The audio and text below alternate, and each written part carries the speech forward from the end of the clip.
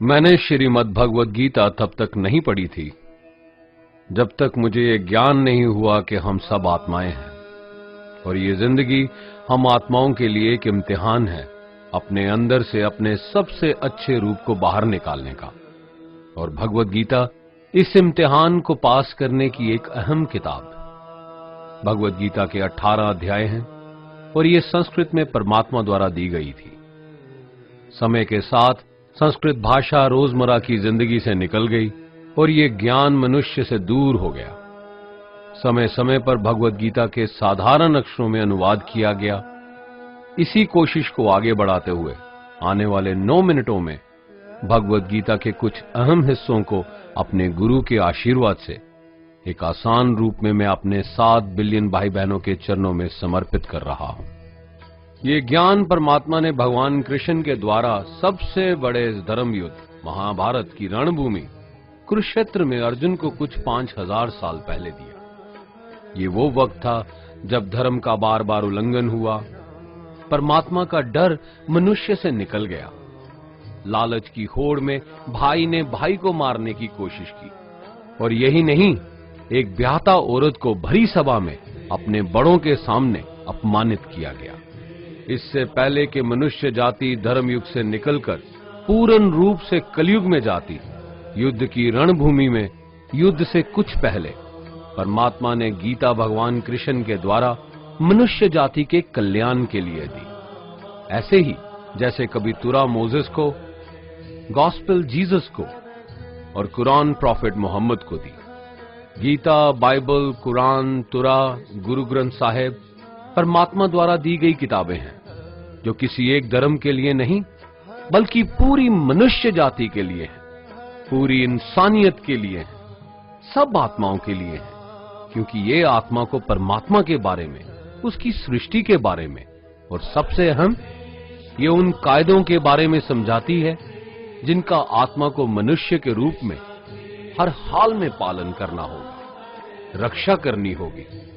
और इन्हीं कायदों की बुनियाद पे एक आत्मा को शरीर त्यागने के बाद परखा जाएगा और इस परीक्षा से पास होने पे हमेशा के लिए इस जन्म और मृत्यु से मुक्ति मिलेगी। परमात्मा भगवद गीता में कहते हैं कि मैं ही सबकी शुरुआत हूं, मैं शुरू से भी पहले था और सब खत्म होने के बाद भी रहूंगा।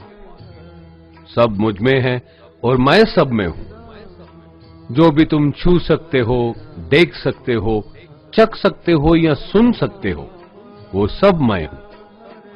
ये नदियां, पहाड़, सूरज, ग्रहण, चांद, सितारे सब मैंने बनाए हैं।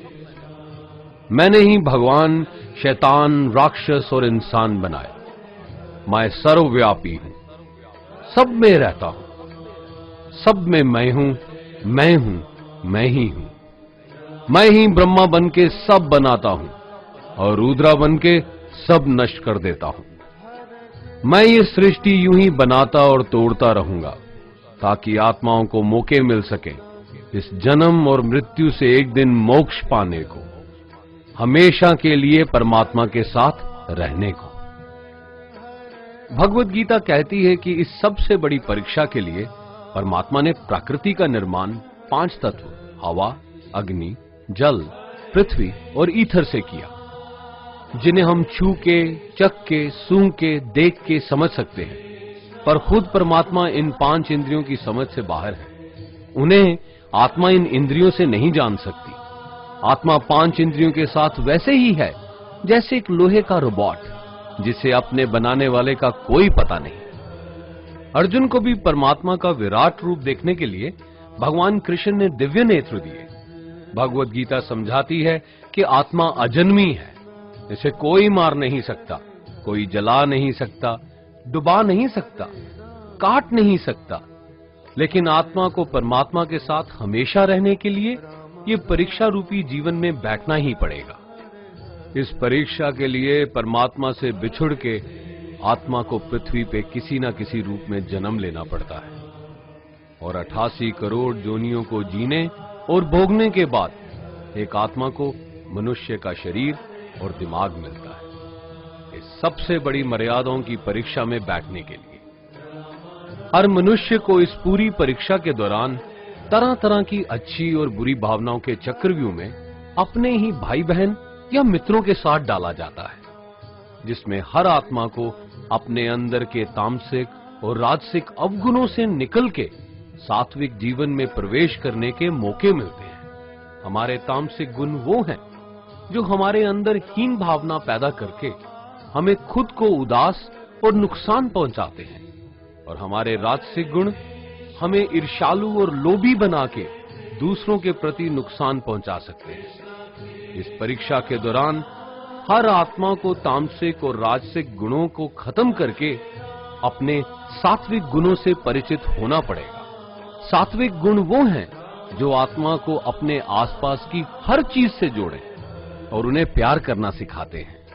परीक्षा के दौरान हर आत्मा को जीवन के चारों स्तंभ धर्म, अर्थ, काम और मोक्ष का ज्ञान पाके ही मुक्ति मिलती है। यही वो द्वार हैं जिन्हें समझ के ही आत्मा परमात्मा को समझ सकती है।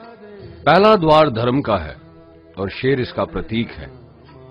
धर्म वही है जो गीता में लिखा हुआ है, वेदों में लिखा हुआ है, गुरु ग्रंथ साहिब, बाइबल या कुरान में लिखा है। धर्म वही है जो धारण किया हुआ है, जिसे आपका दिल मानता है, जैसे झूठ नहीं बोलना, चोरी नहीं करना, भगवान का निरादर नहीं करना, दूसरों को नुकसान नहीं देना, यही सब धर्म है। और हर आत्मा को अपने जीवन काल में हर समय धर्म का पालन करना होगा और उसकी रक्षा करनी होगी। दूसरा द्वार अर्थ का है और घोड़ा इसका प्रतीक है। हर आत्मा अपने हर जीवन काल में अपने पृथ्वी पे होने का अर्थ या मूल कारण समझेगी। इस जिंदगी में भोगने वाली चीजें और रिश्तों का आनंद लेगी। अच्छा बेटा या अच्छी बेटी, अच्छा भाई या अच्छी बहन, अच्छा पति या अच्छी पत्नी बनके हर दुनियावी रिश्ते पर खरी उतरेगी और इस परीक्षा को पास करेगी। तीसरा द्वार काम का है। भगवत गीता समझाती है कि हर मनुष्य के अंदर काम, क्रोध, लोभ, मोह, अहंकार और ईर्ष्या जैसी 6 भावनाएं हमें अपने और दूसरों के प्रति नुकसान पहुंचा सकती हैं। इन भावनाओं को हर मनुष्य को हमेशा अपने नियंत्रण में रखना होगा, क्योंकि इनके बहाव में किया हुआ कोई भी काम हमारे जीवन भर की परेशानी का कारण बन सकता है। और एक आत्मा संतोष और सादगी से इन भावनाओं पे हमेशा के लिए विजय पा सकती है। चौथा स्तंभ मोक्ष का है और हाथी इसका प्रतीक है। इस परीक्षा रूपी जीवन में हर मनुष्य हर समय कुछ इच्छाएं रखता है। कुछ इच्छाएं एक ही जन्म काल में पूरी हो जाती हैं, पर कुछ अधूरी रह जाती हैं और उनके पूरा होने के लिए आत्मा को वापस पृथ्वी पे आना पड़ता है। भगवत गीता समझाती है कि हमारी इच्छाएं ही मूल कारण हैं हमारे पृथ्वी पे वापस आने का, और अगर हम कोई भी इच्छा ना रखें तो हम इस जीवन और मृत्यु से मुक्त हो सकते हैं। ये द्वार माफी का भी है। जिन्होंने आपके साथ बुरा किया उनको माफ करके और जिनसे आपने बुरा किया उनसे माफी मांग के मुक्ति पाई जा सकती है। जब तक आत्मा इन चारों दरवाजों धर्म, अर्थ, काम और मोक्ष को समझ नहीं लेती, तब तक आत्मा को बार बार इस मनुष्य रूप में आना ही पड़ेगा। परीक्षा का समय खत्म होते ही आत्मा शरीर और अन्य सब वस्तुओं का त्याग कर देती है। जो भी संसार में रहकर बनाया वो अब किसी और का होगा, और आत्मा अपने कर्मों के फैसले के लिए चली जाती है। आत्मा के अच्छे बुरे कर्मों का हिसाब होता है। अपने अच्छे कर्मों के लिए आत्मा कुछ वक्त के लिए स्वर्ग और दुष्कर्मों के लिए नरक में चले जाती है। नरक में आत्मा को अपने पापों के अनुकूल सजाएं मिलती हैं, पर सजा खत्म होने के बाद आत्मा को फिर से एक नया शरीर और नया दिमाग मिलता है इस परीक्षा में फिर से बैठने के लिए। और हर परीक्षा में वही सब फिर दोहराया जाएगा, जिंदगी के 4 स्तंभ धर्म, अर्थ, काम और मोक्ष को समझने के लिए। हर जन्म में अपने कई जन्मों के कर्मों के हिसाब से हर आत्मा को कभी अच्छे और कभी बुरे हालातों से जाना पड़ता है। लेकिन जब तक आत्मा परमात्मा के साथ योग को नहीं समझ लेती, वो मुक्ति नहीं पा सकती। भगवत गीता समझाती है कि मनुष्य अपने शरीर, दिमाग या दिल से भगवान को पा सकता है। शरीर द्वारा किए कर्मों के माध्यम से परमात्मा को पाने को कर्म योग कहते हैं। ऐसे कर्म जो परमात्मा की इच्छा से हों और दूसरों के कल्याण के लिए हों। वाल्मीकि ने रामायण लिख के श्रवण ने अपने माता पिता की सेवा और उन्हें चार धाम की यात्रा करवा के, मदर टेरेसा ने अपने प्यार और सेवा के माध्यम से, और मैडम क्यूरी ने वैज्ञानिक खोज में अपने जीवन का बलिदान देके अपने कर्मों द्वारा परमात्मा को पाया। भगवत गीता समझाती है कि एक आत्मा दिमाग से भी परमात्मा के साथ योग लगा सकती है।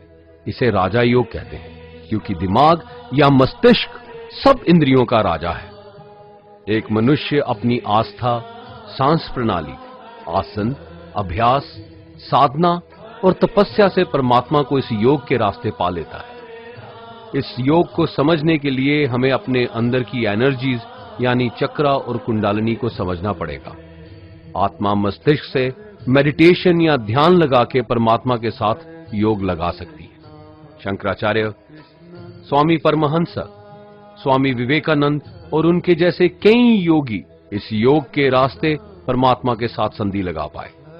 परमात्मा भगवत गीता में कहते हैं कि अगर किसी आत्मा को धर्म ना भी समझ आए, योग ना भी समझ आए, पर अगर वो मेरी शरण में आ जाए तो मैं उसके सारे पाप माफ कर देता हूं। परमात्मा को ऐसी दिल की गहराइयों से पुकार के पाने को भक्ति योग कहते हैं। चैतन्य महाप्रभु, मीराबाई और भगवान हनुमान इस योग के सबसे बड़े उदाहरण हैं।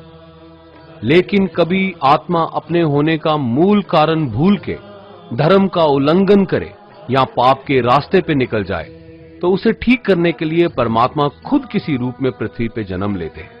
आइए श्री भगवत गीता, गुरु ग्रंथ साहिब, तुरा, बाइबल, कुरान या ऐसी किसी भी दीनी किताब को पूरा पढ़ के इस जिंदगी के असली मायने समझें और परमात्मा के साथ योग लगाएं।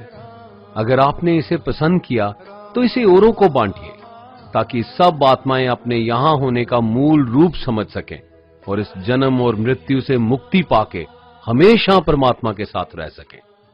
धन्यवाद।